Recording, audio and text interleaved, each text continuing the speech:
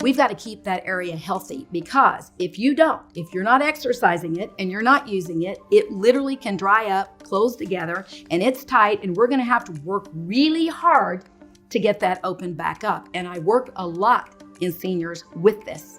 We have procedures that we do to try to get the vaginal wall to open back up, to lubricate it. And the best thing to get the lubrication back, or the fastest, is generally hormones. We have other things we can do, but hormones, even a topical estriol cream, may be very appropriate, because your intimacy is a big part of our experience here. And we need to have that intimacy with our partner. It's not just about our body, our mental or emotional microbiome. What about that connection with our partner and with themselves? Don't forget about the sexual pleasure. It's there for a reason, and it's not just for procreation. And we need to talk about it more.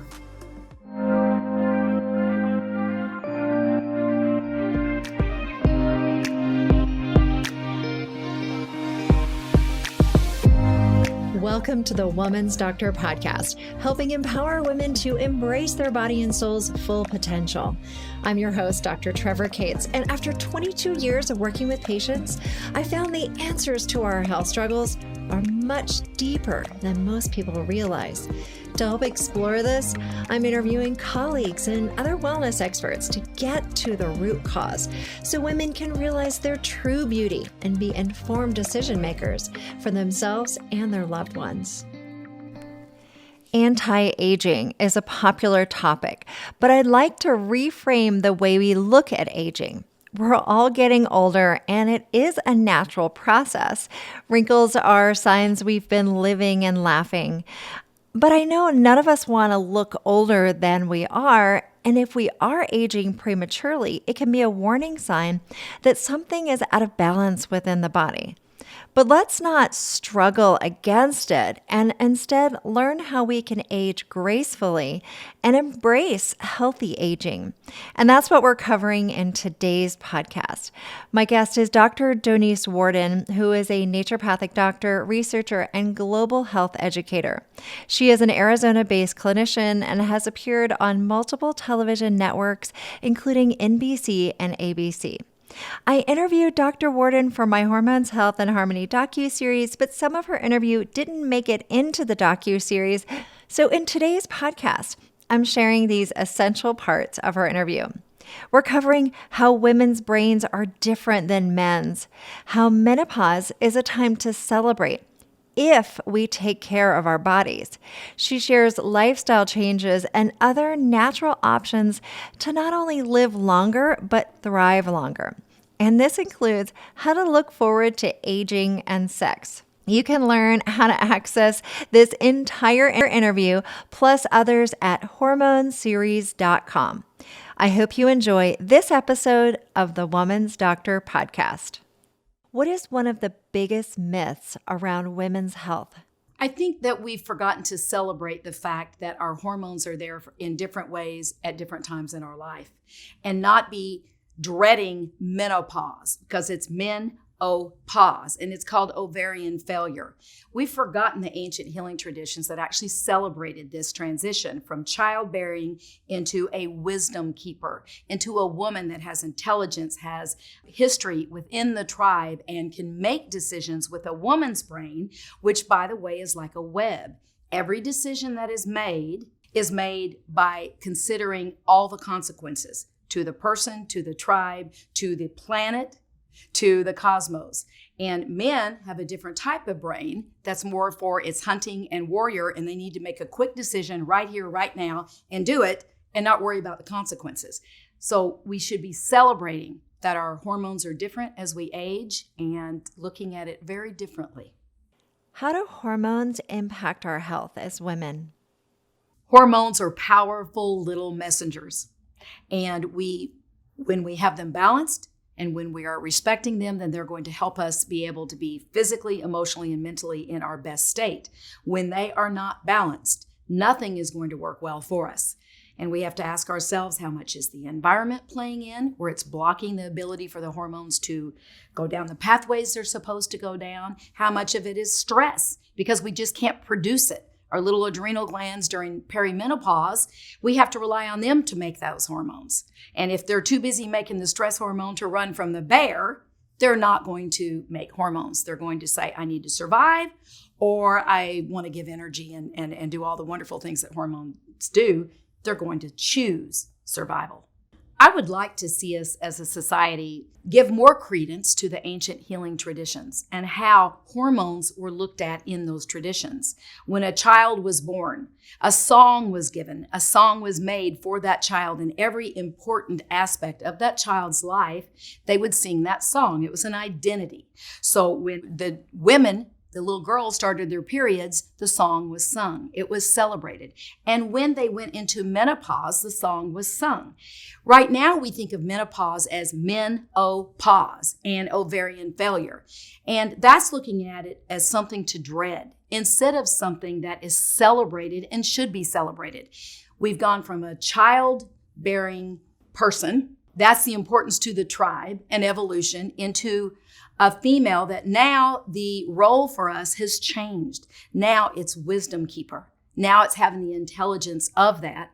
The other part is that women's and men's brains are very different.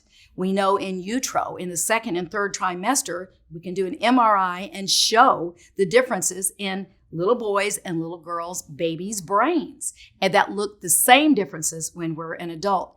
And when a woman in a tribe or in a corporation or in a family makes a decision, they're using a different type of thinking because our brain works like a web. We have lots of wiring and firing going on all the time, even at our brain at rest. Men make a decision quickly. They're not worried about so much the consequences. They need to fight, or to defend the tribe, or they need to hunt and make that decision to kill that animal in that moment. Very different roles and very, very important. But I think that I would love to see us celebrate all the stages from adolescence to menarche to menopause because they're all important. I decided that whenever it was going to be my time to go through menopause, that I was going to look at it very differently. I wasn't going to dread it. I wasn't going to say, okay, is it dry up, done time? No, I couldn't wait because it allowed more time for all the passion and the purpose of the things that I want to do. So I looked forward to it. I've enjoyed it. But if you're not keeping your body healthy, if you're not exercising and eating well and keeping your stress where it should be, you will notice symptoms. Sleep will be disturbed, hot flashes will come on, but most of the time, for most people, that can be mitigated if your lifestyle is where it needs to be. Many of my patients need hormone therapy. We look at it, we do all the things that they should be doing, and they're still struggling. It depends on the person. I didn't need to do that because I went through this naturally, and that was the thing for me. But I'm not against hormones. I do prescribe bioidentical hormones to my patients who need them. How do hormones impact our brains? If we start trying to define PMS and menopause and all of these things, yes, we know that when our hormones take a dive, they go up and down as they're supposed to. It affects our brain and our chemistry. And understanding that is the biggest piece, so that we're not really worried that if there's a little bit of depression or a little bit of blue before the period starts, then we understand what it is and not so worried about it. Those symptoms need to be paid attention to in a lot of patients, though. They can be worrisome. Maybe there's an ovarian cyst. Maybe there's a uterine fibroid. It's not, oh, you're getting older. It's not just, oh, it's just PMS. We need to look at the symptoms, work the patient up, do all the imaging and the blood work, see what's causing those symptoms, and then fix them. But in my experience, many of the times, diet, lifestyle, and the ability to handle stress is the biggest piece. Because no matter how much we balance the hormones, no matter how good we are with our prescriptions, how wonderful all the testing is, if that patient is still under stress and not handling that, they're still going to have those symptoms. Estrogen, progesterone, and testosterone need to be balanced. That's the main thing that we need to look at. You can be low on all three, you can be high on all three, but what I see causing the most symptoms is when they are not in balance with one another. And that affects our moods. Testosterone makes us angry, irritable in general. Estrogen can make us weepy and cry at a commercial, something silly, and you start bawling your eyes out and you're like, why am I crying? But progesterone can also play into weight, so can estrogen. They all play different parts. However, in my experience, the balance is the main thing that we need to be looking at. How does a drop in estrogen around menopause impact vaginal health? We do not talk about vaginal health and sex enough in our medical visits. I have for years. But menopausal women in particular, if those estrogens have dropped, they're hurting. They're having issues with vaginal dryness and painful intercourse. They're embarrassed to talk about it, and no one's ever asked them. The physicians aren't even asking them about it. So when it's on my intake, it's on the intake from day one. Do you have any vaginal dryness? So nobody's ever asked me about that. Can I talk about that? And the other thing is that I have a lot of seniors that are postmenopausal and they have some vaginal dryness. They're not even sexually active because maybe their partners died. But I ask them this. I say, is there a potential in the future that you might find another partner and you might want to have sexual relationships again? And they go, well, wouldn't that be wonderful? And I said, well, then we've got to keep that area healthy, because if you're not exercising it and you're not using it, it literally can dry up, close together, and it's tight, and we're going to have to work really hard to get that opened back up. And I work a lot in seniors with this. We have procedures that we do to try to get the vaginal wall to open back up, to lubricate it. And the best thing to get the lubrication back, or the fastest, is generally hormones. We have other things we can do, but hormones, even a topical estriol cream, may be very appropriate, because your intimacy is a big part of our experience here. And we need to have that intimacy with our partner. It's not just about our body, our mental, our emotional, our microbiome. What about that connection with our partner and with themselves? Don't forget about the sexual pleasure. It's there for a reason, and it's not just for procreation. And we need to talk about it more. When a woman comes in and I have on my intake asking them about, do you have vaginal dryness or painful intercourse? First, we got to find out why that is happening. But many times it's because the hormones have dropped. And the signs of incontinence, I sneeze or I cough and have a little bit of, I think they call it panty wetting. There's all kinds of terms that everybody uses, but making it a safe place to have that conversation to start with, but preventing the real problems that come after that, where you can't even have intercourse, where you are in diapers, and where we do have real vaginal dryness, where you're getting constant urinary tract infections because the tissue is dry and it grows bacteria. We can prevent that. And many times that is by balancing the hormones. How is intimacy important as we age? Intimacy is an important part of a relationship, an important part of our lives. And many people after 40 or 50, they say, I'm not having any more children. I'm done with that. I don't want sex anymore. I said, this is not about sex. It's about intimacy between you and your partner and having an energetic exchange and keeping that quality of life. And it's a different exchange than talking about what you want for dinner. Women should be happy and healthy and having sex all the way to the end of their life. I'll give an example here. My father is 88. My stepmother is 90. They just got caught skinny dipping at a resort because they forgot their swimsuits. Now, that's the way they're supposed to age. Now, they eat healthy. They exercise. My dad golfs 4 days a week. They are in the extreme of doing everything they did in their younger years. I work with a lot of seniors, and many of them have active sex lives. And that's the way it should be. When did we say that we can't have that pleasure anymore? And society goes, oh, I don't want to hear about it because they look like that. Just because you have wrinkly skin does not mean that you can't enjoy sex. Mindset is very important here when we're talking about hormones, all the way through childbearing ages, all the way into menopause. And when the mindset is there, that we understand that the hormones are there in a protective way and in a beautiful way for libido, for sex drive, for energy, and appreciating that when they're out of balance, that we need to pay attention to our lifestyle and our body and what are we doing that could be playing into that. As we age, we should be enjoying everything that we did when we were younger. Now, we might be a little bit slower. We might pop up a little bit slower, but there is no reason that we can't be active physically and sexually as we age. And the mindset should be, like many of my seniors, they go, great, I don't have to worry about the kids. I don't have to go to work. I'm retired. Now they're having the best sex of their lives because all that stuff is off the plate. What do they have time to do? Have great sex, go on vacations, and have fun. We need to look forward to aging and sex. I have people 70 years old to 100 that are having more sex than the 30 and the 40 years old and the 30 and 40 year olds. Because the 30 and the 40 year olds are so busy cleaning the house, taking care of the kids, worried about their jobs. They're in that stress response with the cortisol that they can't even get there and they don't care about it. Libido is not there. And it's very funny that, we think about that should be our most sexually active years. But with our lifestyles now, it's very common to have young people coming in saying, I don't have any libido. I don't care about it. And I said, well, is it because you don't like your partner anymore? Or is it because the libido's down because of hormones? Or is it stress? We've got to flush that out. But I'm happy to say that the seniors are having a great time. What should women know about the postmenopausal years? I'm excited to be a postmenopausal woman.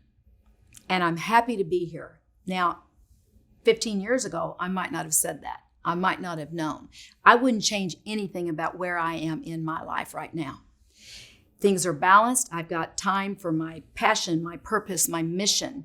Now I've got time to do all of these things. So I'm very happy to not have to worry about all the things that come along with childbearing age and having your period. And I'm happy to know that if I have a few wrinkles right now, if I have a few signs of aging, with those wrinkles comes wisdom. And now I get to step in my role as a female with wisdom and with experience. And I still have all the energy I had when I was younger. That hasn't gone away and it won't. And I am starting the third chapter of my life. And I've got more on my plate now than I ever have. And I'm not a person that sits around and never have. But now I'm adding more to my plate because now, yay, here I am. I have the wisdom and I have the experience and I'm ready to rock and roll. How can we be more resilient? If women want to be more resilient and more brilliant, it's all about balance. It always has been. We've got to balance hormones. We've got to balance our diet, our exercise, our stress. It's about that. If you have a pattern in your life or programs or things that you do that bring joy and happiness to you, that's going to help you balance all of those sections so that when life happens and you do have a stressor that you can't ignore, you're able to be resilient and go through that. You're understanding, you're wise, but you know that the body will take care of you. But we also have to know that we should be taking care of our brains, our hearts, and after menopause, women are just as much, if not more, at risk for heart disease and heart attacks than men are. And that needs to be said more.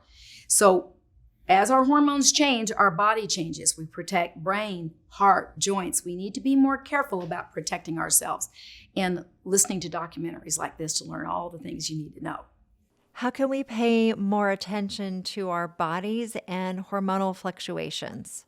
Hormonal fluctuations, especially in women, because ours fluctuate a lot more than men's do, can help us or can hinder us. And understanding and being wise to our bodies and how we're feeling in that moment. And hormones play a lot into that feeling.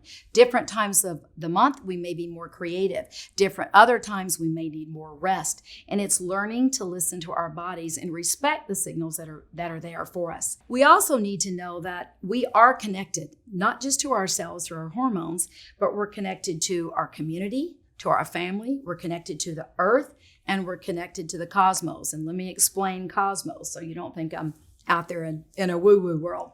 There's something called the Transylvania effect. And that is that when there's a full moon, we know there's more accidents, more babies born. We know that there's more murders during that time. Something happens and where we go wackadoodle. Now, is that affecting our hormones in a way? Maybe, we don't know yet. But what we do know by a recent study by Yale is that when there's a full moon, and they weren't looking for this, they were studying something else.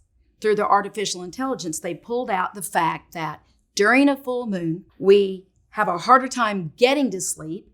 We sleep a shorter amount of time, and we don't get as much deep sleep. We are connected to the moon, to the sun, to the planet, and we've got to give the credence that we are energetic beings and that we're connected in many ways. And all of those things affect our hormones. What do women need to know about menopause? A recent study just came out that was titled, "Is Menopause Still Evolving?" Well, it caught my attention because how does menopause evolve? From an evolutionary standpoint, we know it's a relatively new phenomenon. Menopause is new to us as a species in the big picture. And what we're also noticing is that it's starting to be delayed. We're starting menopause later. And there's a new hypothesis called the shifting mate choice that's showing us by the data that menopause is coming later as we evolve. And the reason why the mate choice is that we're waiting later to have children, to choose a mate. So by shifting that time period of when we need to be childbearing, we may also be shifting when we start menopause. And the hypothesis also says that eventually menopause may disappear completely. How can we embrace our superpowers as women? How I like to activate my superpowers is with music, because that can shift my mood immediately. I can be in a mood where I've got a lot going on and I want to go to a happy place. I put on Kung Fu Fighting, that song, for those of you old enough to know what that is, and I am in my happy place. So music is a way to help you find your creativity, your energy, and your superpowers.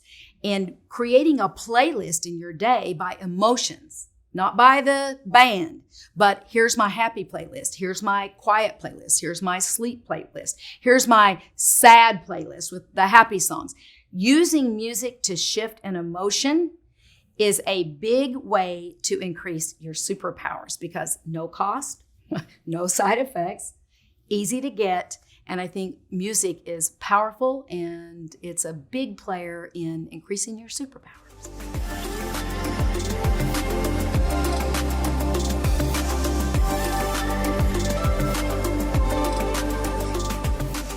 If you enjoyed this episode of the Woman's Doctor podcast, be sure to share it with the women in your life and rate and review the show.